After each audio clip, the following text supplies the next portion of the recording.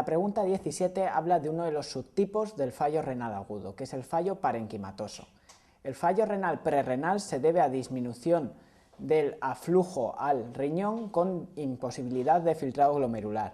En el fallo parenquimatoso hay daño de las estructuras renales que impide la correcta función del riñón. La causa más frecuente del fallo renal parenquimatoso es la necrosis tubular aguda, pero debes recordar que existe también fallo renal parenquimatoso por alteraciones glomerulares, vasculares, otros tipos de alteraciones tubulares y afectaciones intersticiales. En cuanto al fallo renal parenquimatoso, es necesario que recuerdes fundamentalmente dos cosas: sus características y sus fases evolutivas. Las características del fallo renal parenquimatoso son las que lo diferencian del fallo renal prerrenal. En el fallo prerrenal tenemos activación del eje renina-angiotensina y por tanto aparece oliguria, sodio bajo en orina y osmolaridad alta en orina. El fallo renal parenquimatoso, por contra, se caracteriza por sodio elevado en orina, con excreción fraccional habitualmente mayor del 3%, osmolaridad urinaria baja por incapacidad de concentración urinaria y puede cursar con oliguria o con poliuria.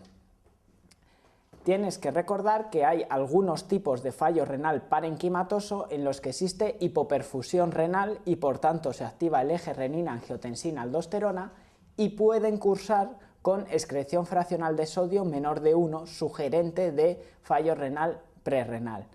Esto puede ocurrir en alteraciones del tipo vasculitis, isquemia renal en el trasplante, etc. Con respecto a las fases del fallo renal parenquimatoso, se distinguen 4 fases evolutivas. La primera fase es una fase de daño renal reversible, que habitualmente se corresponde con la fase prerrenal si el origen es isquémico o con un daño tubular reversible cuando el origen es farmacológico. En esta fase, la hidratación abundante consigue evitar la progresión del daño renal y el establecimiento de las otras 3 fases sucesivas. La segunda fase es la fase de oliguria, en la que aparece fallo renal con elevación de la creatinina y productos de desechos nitrogenados y descenso del filtrado glomerular con oliguria. Esta fase tiene una duración variable de entre 3 a 10 días, dependiendo de la intensidad del tratamiento que se instaure.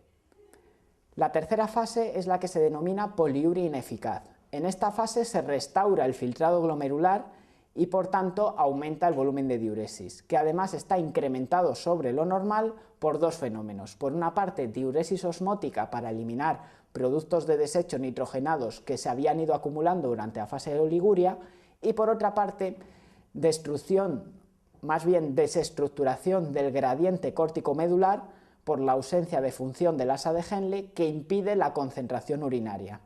Tanto por la presencia de sustancias osmóticas como por esta incapacidad de concentración urinaria, en esta fase se provoca una diuresis muy abundante con pérdida de abundantes electrolitos, con lo cual es necesario tener en cuenta esto para una adecuada suplementación. La cuarta fase es la fase de poliuria eficaz. En esta fase ya hay creatinina y filtrado glomerular normales. Los productos de desecho nitrogenados no están elevados en plasma, pero sin embargo se mantienen las pérdidas renales de agua y electrolitos por disfunción tubular, con lo cual es preciso mantener una adecuada vigilancia de los iones en sangre durante esta fase.